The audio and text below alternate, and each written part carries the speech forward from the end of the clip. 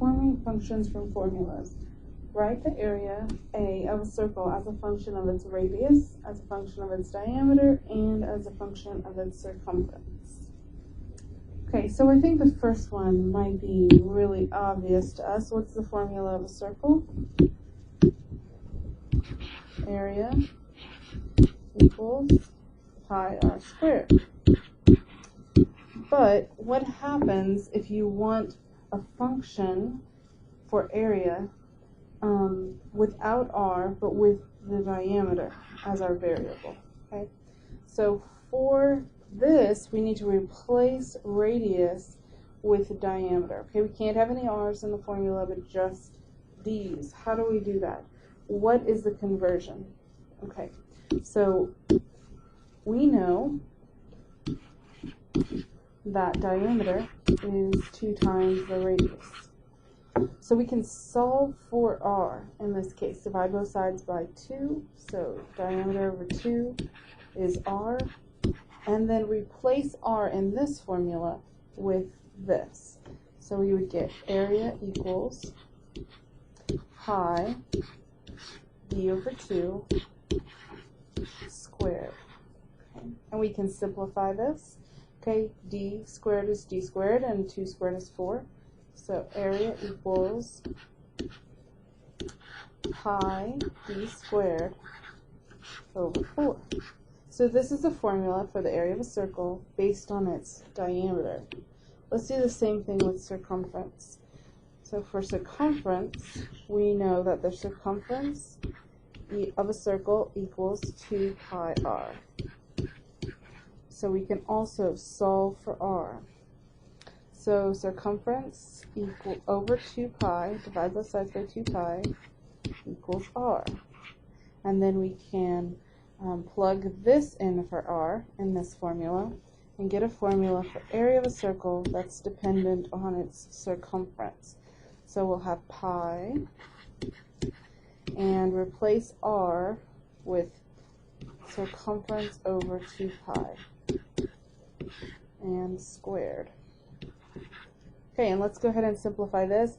C squared, 2 squared is 4, pi squared is pi. So I'm going to write that over here. We'll have pi c squared over 4 pi squared. And you can cancel out a pi with a pi down here. So we'll have a equals c squared over 4 pi.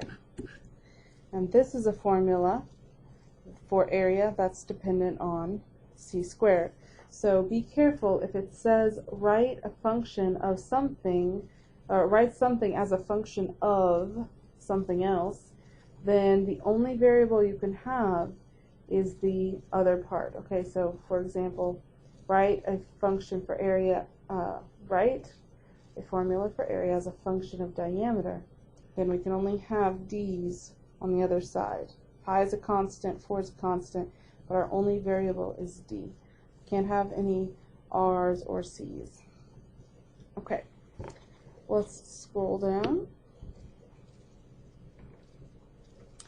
to the next problem.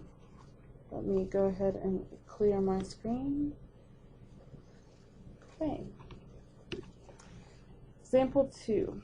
A square of side x inches is cut from the corner of an 8-inch, so 8 inches wide, by 15-inch piece of cardboard, and the sides are folded up to form an open-topped box. Okay, so we're going to cut out these little corners, and each one is x by x on all 4 corners, and then fold up the sides to make this box. Write the volume of the box as a function of x. So if we have a box or a piece of paper that is 8 inches wide and we cut off a corner that is x by x, then now how wide is the bottom, this part right here, the bottom of the new box that's formed? Okay. So it's going to be 8 inches minus x and minus x again. So 8 minus 2x is this part inside. So for volume, we need height times width times length. But our length, this part right here, or let's say that's the width, right here, the width is 8 minus 2x's. Okay, and our length is going to be similar. The length, let's say, is this part right here, but again, we chopped off an x over here and an x over here.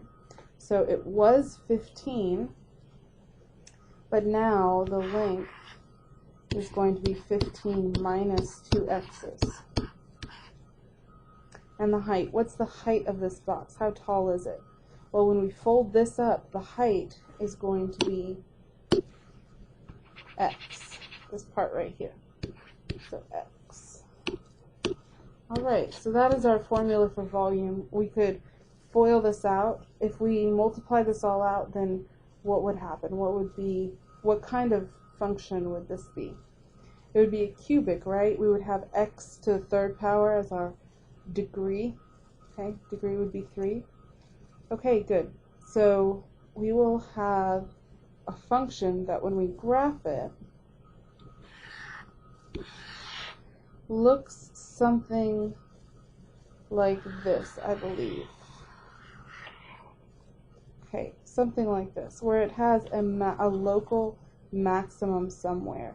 And so that's what this part B is pertaining to. How big should the cut out squares be in order to produce the box of maximum volume? So you want to maximize volume.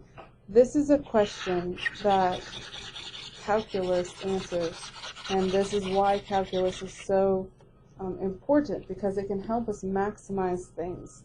And you can actually find the maximum point on your calculator. So I would recommend pause this video, type this equation into y1, graph it, and then find the maximum. How would you do that? You would go to calc. Okay, so second trace is calc, and then you would find the maximum option and select your graph, and it will ask you for a left bound and a right bound, and you can find the maximum volume that way. Okay, great. Let's go down to the last one. Finding the model and solving. Grain is leaking through a hole in a storage bin at a constant rate of 8 cubic inches per minute. The grain forms a cone-shaped pile on the ground below. Okay, so similar like this. Imagine grain is dripping on the top, okay, or pouring out, and it's forming this cone. As it grows, the height of the cone always remains equal to its radius. If the cone is 1 foot tall, now how tall will it be in 1 hour? Okay, so let's go ahead and figure out how much volume it has right now, and then we're going to add 8 cubic inches per minute times 60 minutes. Okay, so 8 times 60, and that's the amount that we're going to add to the current volume. Okay, so what's the current volume? What's the formula for volume of a cone? Volume equals 1/3 pi r squared times h. But what do we know about r and h and how they're related? They are always the same. So the cone, the height of the cone and its radius always remain equal. So we can rewrite this, since we know that r and h are the same. We can rewrite this as r cubed, okay, because r squared times r. Replace h with r, and we get r cubed. Okay, what else do we know about this? We know that the radius, or its height, is 1 foot tall. So that's 12 inches. Let's do this in inches, since we're going to be dealing with inches later. So volume equals 1/3 pi times 12 cubed. Normally you would want to leave your answer like this, reduce it if you can, but we're going to go ahead and simplify 12 cubed and divide it by 3 is 576 pi cubic inches. So inches cubed. Okay, and to this we want to add the 8 times 60. So our new volume, I'm going to put volume 2 for the volume after an hour is going to be 576 pi plus 8 times 60 is going to be 480. Okay, this is going to be our new volume, cubic inches. Okay, great. So we want to figure out how tall it will be in 1 hour. So we want to figure out the radius or the height when it equals this volume. Let's go ahead and plug that in. So the new volume is 576 pi plus 480, and that will equal 1/3 pi times the new radius cubed, and the new radius is what we're looking for. Let's multiply by 3 on both sides. 576 pi plus 480. And let's go ahead and divide by pi on both sides. Equals r cubed. Okay, you can take the cube root, and that will leave us with just r. So this was 3 over pi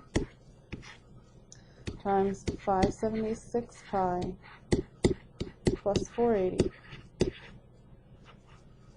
And we'll type that in and come up with a rounded answer. It's 12.979 inches tall.